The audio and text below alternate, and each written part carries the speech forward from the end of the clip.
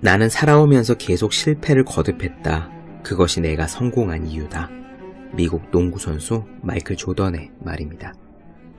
보통 사람들은 성공으로 향하는 길이 두 갈래라고 생각합니다. 갈라진 두 길이 있는데 그중 한쪽 끝에는 성공이, 다른 한쪽 끝에는 실패가 있다고 생각합니다.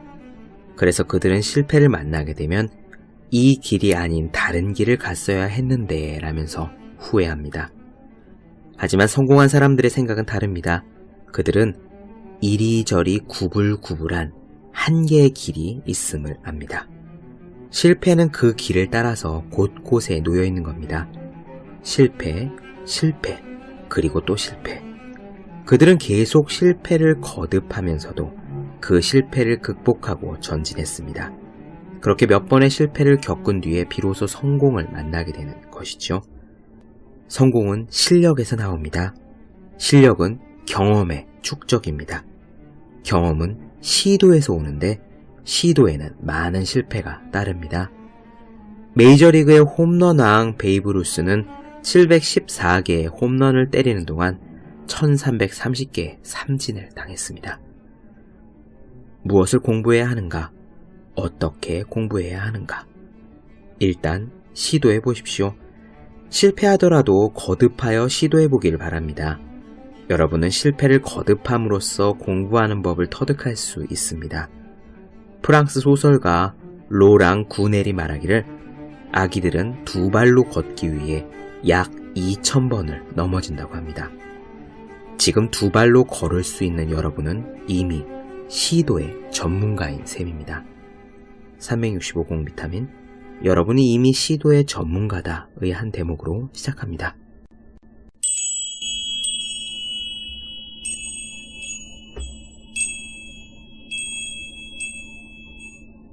네, 안녕하세요. 본격 공부자극 팟캐스트 서울대는 어떻게 공부하는가 한지호입니다.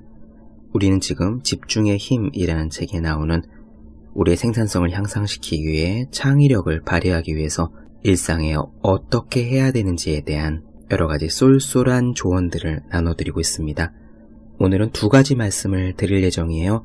첫 번째는 창의적인 실천 습관을 갈고 닦기 위해서 저 유명한 세스 고딘이 무엇라고 조언했는지에 대해서, 그리고 두 번째는 회복하는 시간을 갖는 것, 휴식하는 시간을 갖는 것에 대한 중요성에 대해서 말씀을 드리고자 합니다. 바로 시작할게요. 세스 고딘은 정말 유명한 작가이자 컨설턴트입니다. 정말 세계적인 컨설턴트죠. 그가 지은 베스트셀러는 너무도 많지만 그 중에서 하나를 꼽으라고 한다면 보랏빛 소가 온다가 아마 대표작이 될 겁니다. 세스 고딘은 말하죠. 만약에 차를 몰고 가는데 목장에 수많은 소들이 있다. 그런데 그 소들이 다들 우리가 아는 흔한 젖소라면 아무도 그 젖소를 바라보지 않을 것이다. 그런데 그 수많은 소 중에서 단 한 마리 소가 온통 보라색 색깔을 하고 있다면, 그러면 누구나 그 보라색 소를 보느라 달리는 차를 멈추고 내려서 사진을 찍고 신기해하며 두고두고 그 소를 본 광경을 이야기하게 될 것이다. 창의적인 아이디어란 바로 이 보랏빛 소와 같다. 평범한 아이디어를 내놓고 나서 그것을 사람들에게 전파하려고 애쓰지 말고 아이디어 자체를 끝내주는 것을 만들어내라 라는 것이 세스 고딘의 보랏빛 소가 온다의 주요 내용입니다. 그 책 내용도 나중에 제가 한번 다뤄드리도록 할게요. 아무튼 이렇게 창의성, 창조력 면에 있어서는 둘째가라면 서러운 세계적인 컨설턴트 세스 고딘이 창의적인 실천 습관을 갈고 닦는 데 대해서 과연 무슨 이야기를 했는지 정말 한 말씀 들어보는 심정으로 이 부분을 나누어드리겠습니다.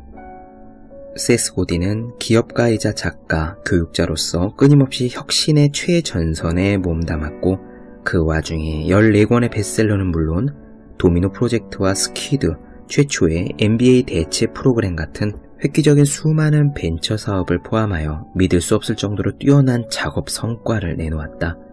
우리는 위대한 일을 해나가는 데 있어 매일매일 습관을 들이는 일이 얼마나 중요한 선결 조건인지에 관해 이야기를 나누었다. 일상을 바로잡는 데 있어 가장 어려운 부분은 무엇입니까? 창작 작업을 하는 사람들은 누구나 다 일을 끝마치기 위해 자기 자신의 악마에 대처하는 방법을 터득합니다. 이제를 세워둔다고 해서 반고우처럼 그림을 잘 그린다는 보장은 없죠. 재능은 있지만 전략이 망가져서 원하는 바대로 성공하지 못하는 사람들이 굉장히 많습니다. 제 생각에 전략은 단순합니다. 전략은 곧 실천이며 실천이라 함은 규칙적이고도 확실히 습관 삼아 일을 해나가는 것입니다. 실천 습관을 들이는 중이라고 스스로에게 각인시키는 방법은 많이 있습니다. 이를테면 실험용 흰색 가운을 입거나 특별한 안경을 쓰거나 특정 장소에서 작업을 하는 방법이 있지요. 이렇게 습관을 통해 자신의 기술을 전문화하는 겁니다. 여기에서 지금 이렇게 심지어 하고 싶지 않을 때도 일한다는 것, 특히나 일하고 싶지 않을 때도 일한다는 관념은 대단히 중요합니다. 일하고 싶을 때 창조적인 사람들은 넘치고도 넘치지만 하기 싫을 때도 일을 해야만 스페셜리스트, 전문가의 대열에 낄 수 있습니다. 하고 싶지 않다는 감정에 휘둘리지 말아야 하는 이유는 지금 하는 것은 일이지 취미가 아니기 때문입니다. 그럼 매일 일상적으로 어려운 일을 하는 것 외에 사람들이 가장 힘들어하는 분야는 무엇인가요? 실천이 가장 큰 일입니다. 그리고 두 번째 큰 일은 제 생각에는 정말 결정적인 부분이지만 창조적이라는 것은 자신의 아이디어를 다른 사람에게 납득시켜야 함을 이해하는 겁니다.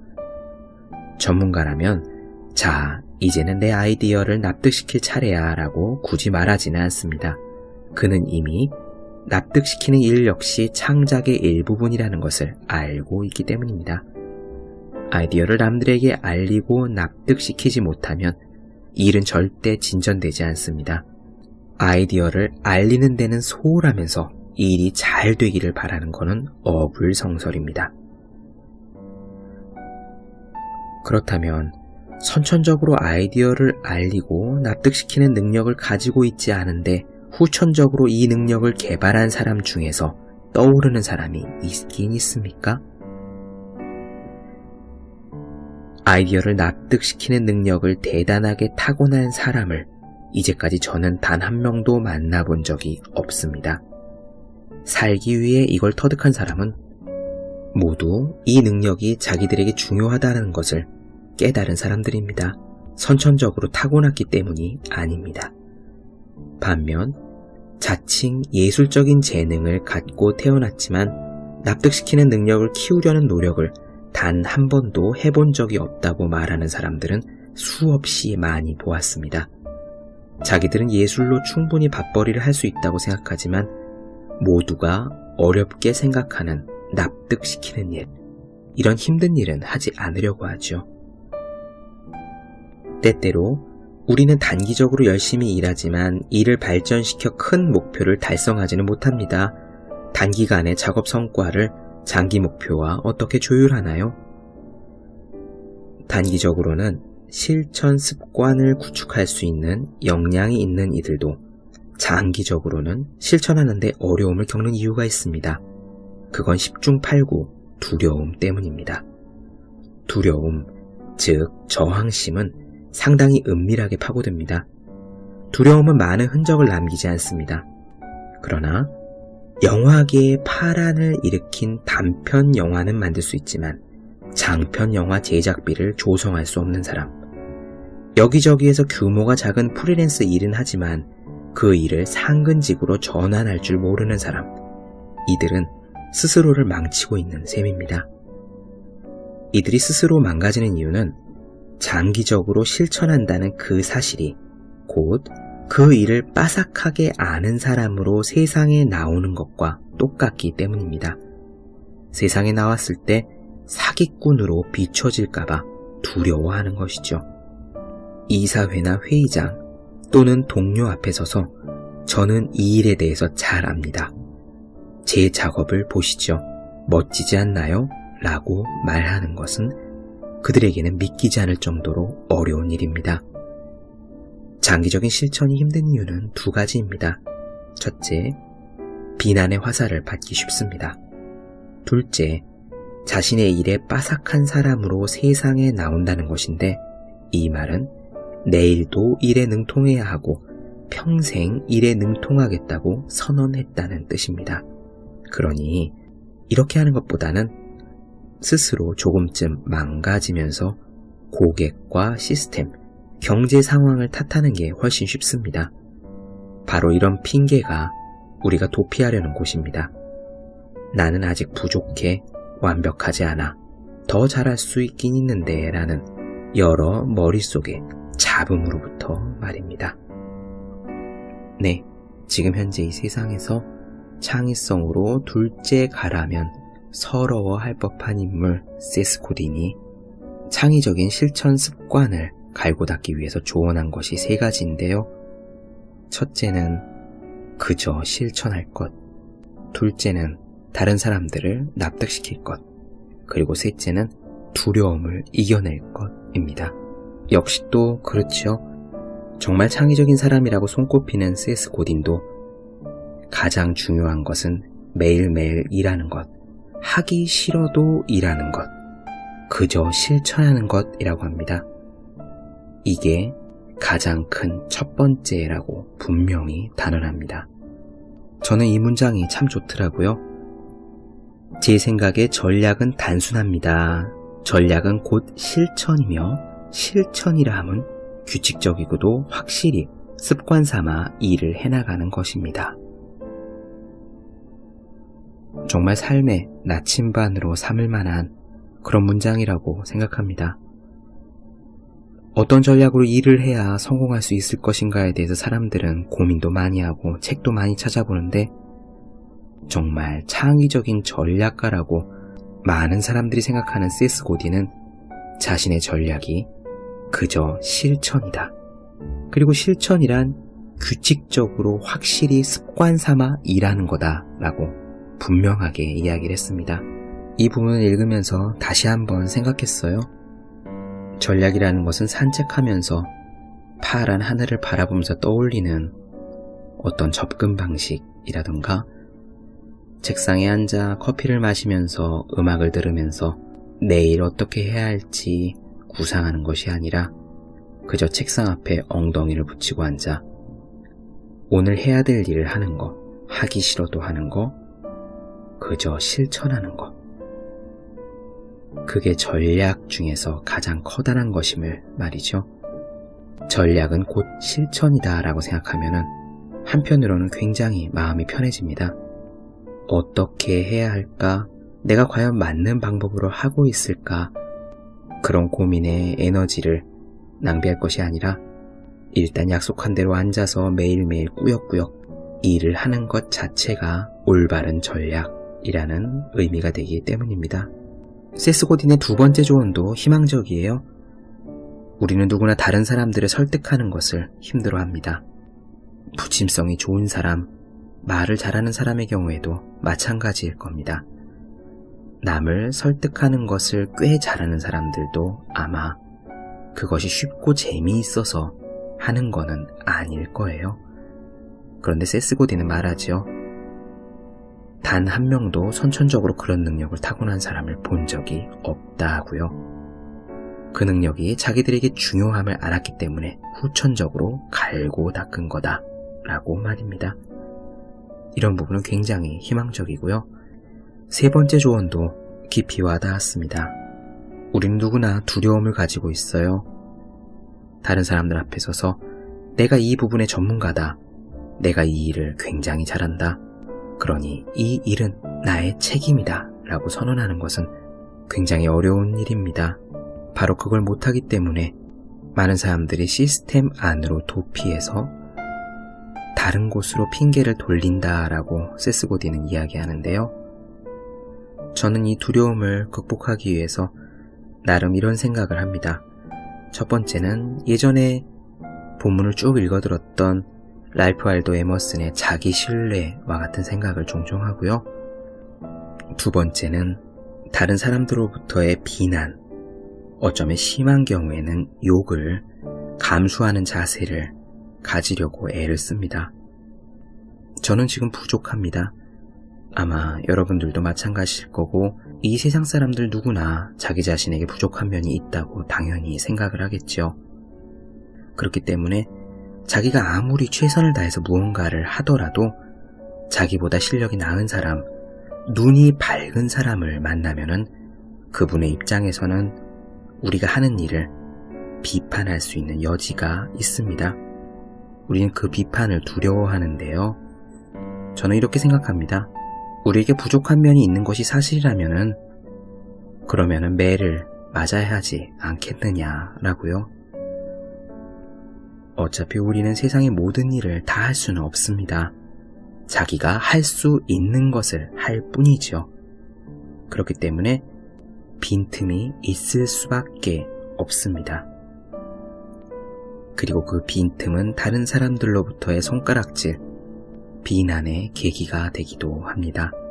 그런데 우리들은 그 비난을 두려워하기 때문에 자기에게 있는 빈틈을 내보이기 싫어하고 빈틈이 있는 것이 사실인데 그것이 없는 척 포장하려니 무언가 억지로 명분을 쌓는다던가 자신의 입장을 왜곡해서 전달하게 됩니다. 문제는요, 그렇게 왜곡하는 거, 있는 구멍을 없는 척 메꾸려는 거, 그런 자세를 다른 사람들은 무의식 중에 다들 눈치를 챈다라는 점입니다. 나는 어차피 빈틈이 있는 사람인데 빈틈이 없는 척, 내 주장에는 모순이 없는 척, 나는 정말 정당하고 공명정대한 척, 아무리 애를 써봤자 듣는 사람은 다 압니다. 한 번에는 모를 수 있지만 몇 번 쌓이면은 그 패턴에서 이거 좀 이상한데 라고 생각을 하게 되고요.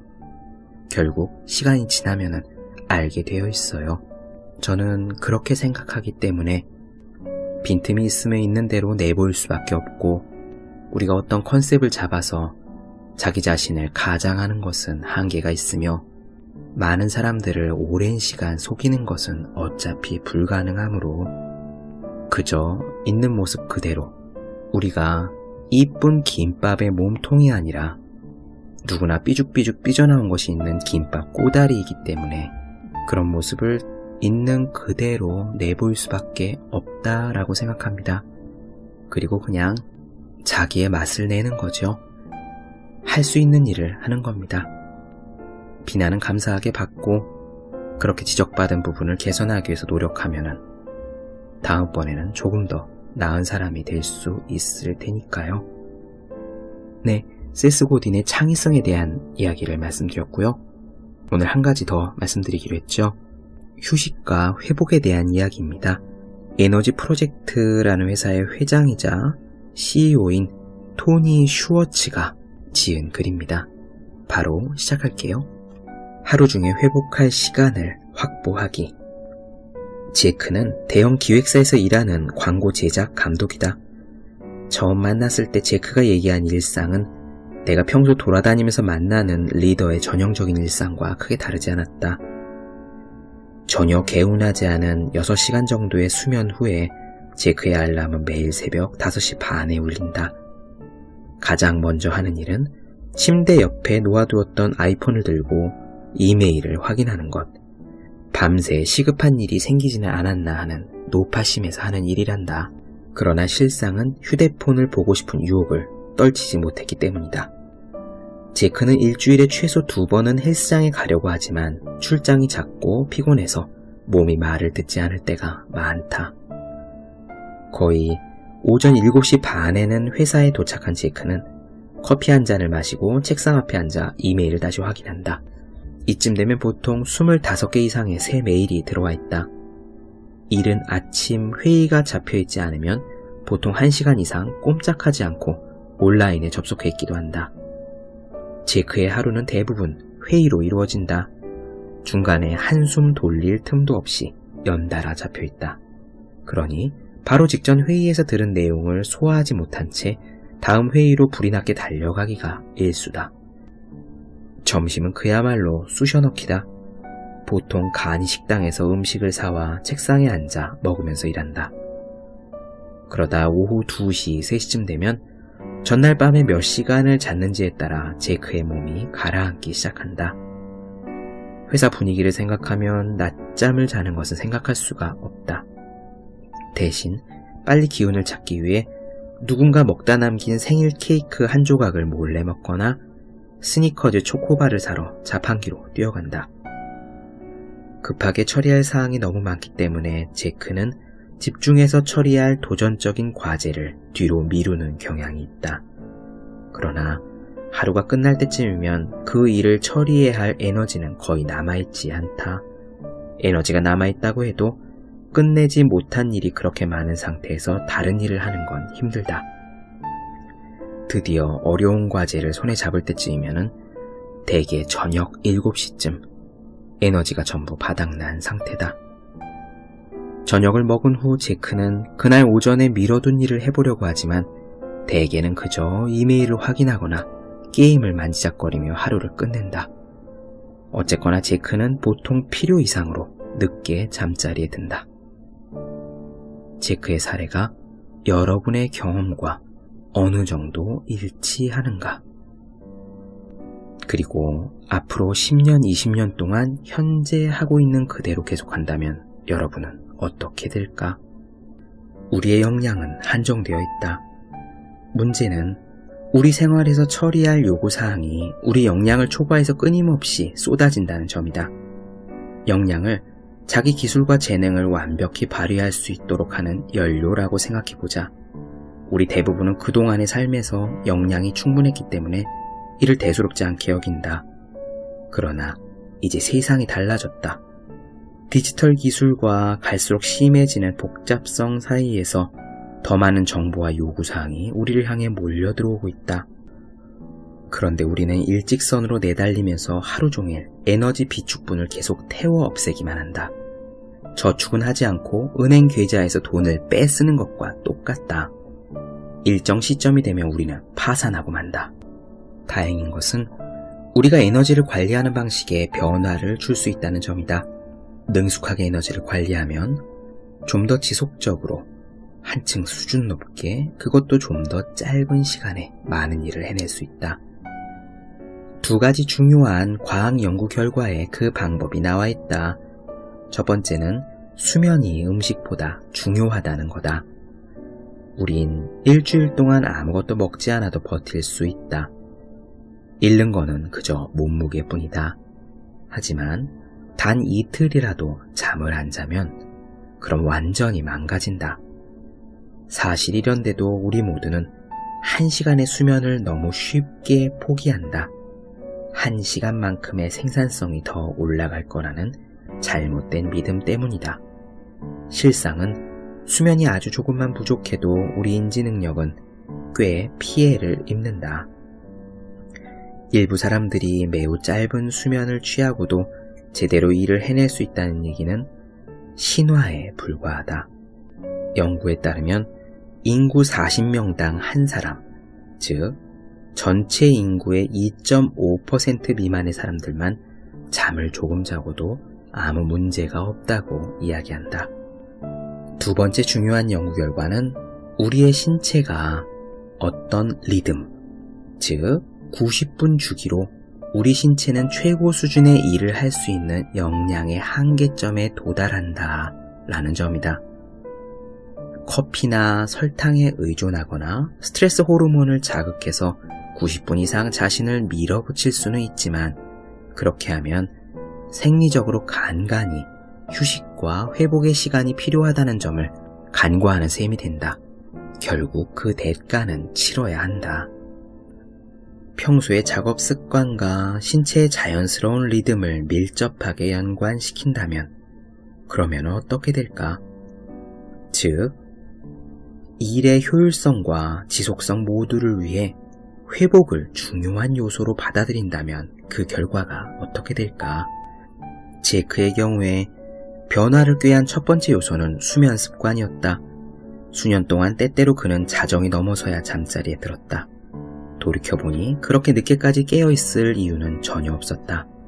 새벽 5시 30분에 기상하는 것도 마찬가지였다. 그렇게 일찍 하루를 시작할 필요가 없었다. 그래서 제크는 밤 11시에 모든 일을 마무리하고 아무리 늦어도 11시 반에는 불을 껐다. 기상시간도 1시간 늦추면서 하루에 적어도 7시간의 수면 시간을 확보했다. 예전처럼 정신없이 집에서 뛰쳐나가는 대신 아내와 2딸과 함께 자리에 앉아 아침 식사를 한다. 잠도 충분히 잤고 가족과도 시간을 보냈으니 집을 나설 때 훨씬 기분이 좋다. 제크는 오전에 5분 내지 10분 정도의 휴식 시간을 가지며 대개 동료와 업무 외의 것에 대해 잡담을 나눈다. 이렇게 패턴을 바꾼 지 일주일도 안 되어 오전 시간 내내 에너지가 좀 더 지속적으로 유지되고 집중력이 좋아지는 것을 느꼈다. 회의할 때 기분이 나빠지면 상대방에게 무언가를 퍼붓는 성향도 있었는데 휴식 시간을 가지면서 그런 충동도 많이 억누를 수 있게 되었다. 이 밖에 제크는 점심시간에 밖에서 산책할 시간 30분을 일정표에 끼워 넣었다. 그는 유혹을 피하기 위해 스마트폰을 책상에 두고 나간다. 걸으면 재충전할 기회가 생기기도 하지만 오전에 있었던 회의와 그 밖에 머릿속에 있는 다른 사안에 대해 곰곰이 생각해볼 귀중한 시간이 생긴다. 처음에는 일도 늦게 시작하고 점심시간에 산책하느라 시간을 할애하게 되면은 일을 덜 하게 되지 않을까 걱정했다. 그러나 반대로 산책을 마치고 돌아와서 그는 좀 더 효율적으로 일하게 되고 하루 동안 좀 더 많은 일을 해낼 수 있었다. 시간이 지나며 제크는 어떤 일을 먼저 착수해야 하는지에 대해서도 예전보다 더 올바른 판단을 내리게 되었다. 이전에 그는 이미 지친 상태로 일터에 도착하면 본능적으로 단순한 일을 처리하는데 에너지를 쏟았다.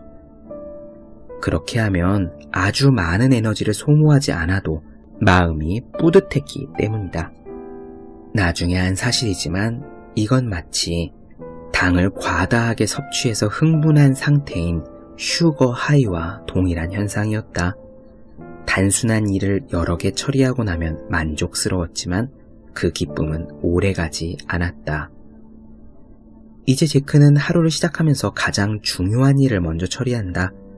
그는 장기적으로 가치가 불어날 가능성이 가장 크다고 믿는 과제에 60분 내지 90분 동안 집중한다. 아직 제크가 모든 걸 제대로 해내는 것은 아니다. 예를 들어 여행을 할 때는 집에 있을 때 정했던 습관을 무시하게 된다. 집에 돌아와서는 다시 그 습관을 붙이느라 고생한다. 그러나 제크는 이제 터득했다. 하루 중 회복할 시간을 확보하면, 즉 올바른 리듬을 확립하면 인생의 모든 것이 더 잘 풀리리라는 것을 말이다.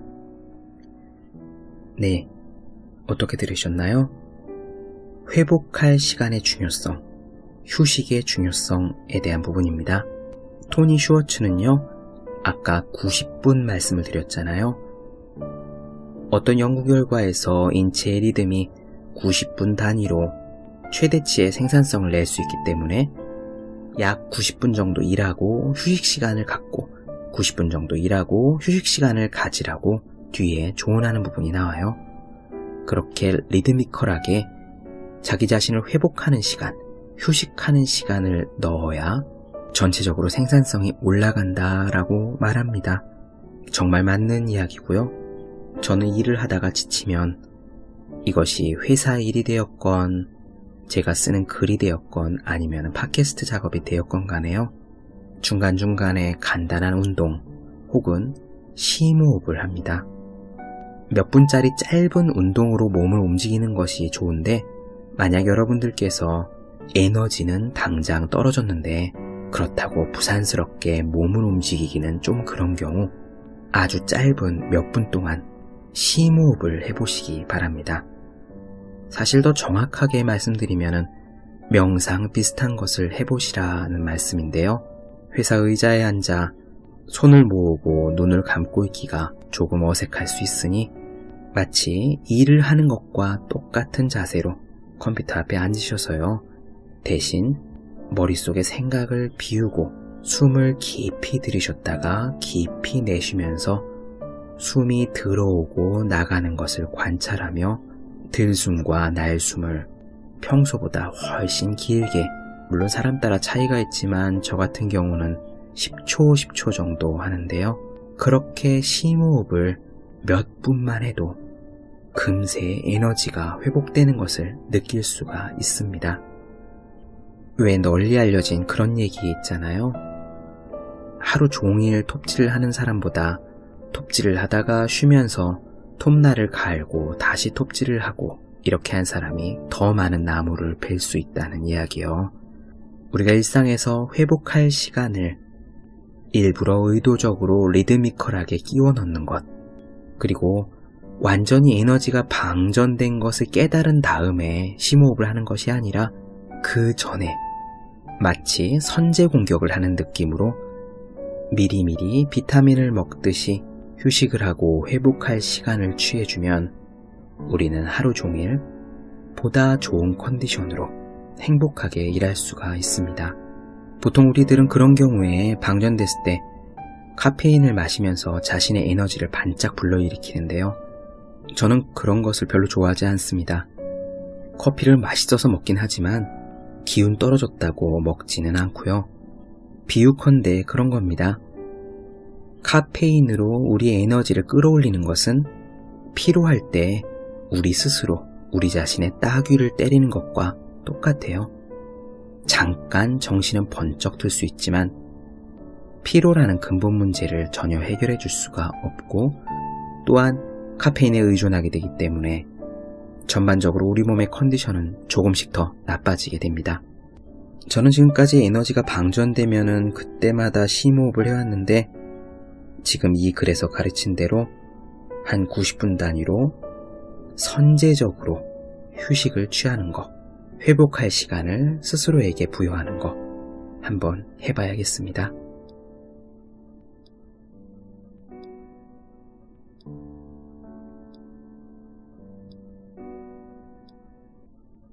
네, 본격 공부자극 팟캐스트 서울대는 어떻게 공부하는가? 오늘은 세스 고딘의 창의성, 그리고 토니 슈워츠의 회복할 시간을 자기 자신에게 부여하는 것에 대한 이야기를 나눠드렸습니다. 더 많은 이야기가 궁금하신 분들, 질문사항이 있으신 분들은 제 네이버 블로그 허생의 즐거운 편지를 찾아주시면 되겠습니다. 그리고 여러분 중에 매일매일 공부하시는 분들, 여러분 주변에 매일매일 공부하는 그런 분들이 있으신 경우에 하루 한 페이지씩 읽고 공부할 의지를 다지는 책 365 공부 비타민을 선물해 주시면 좋을 것 같습니다. 오늘은 여기까지 할게요. 저는 다음 시간에 뵙겠습니다. 여러분 모두 열심히 공부하십시오. 저도 열심히 하겠습니다.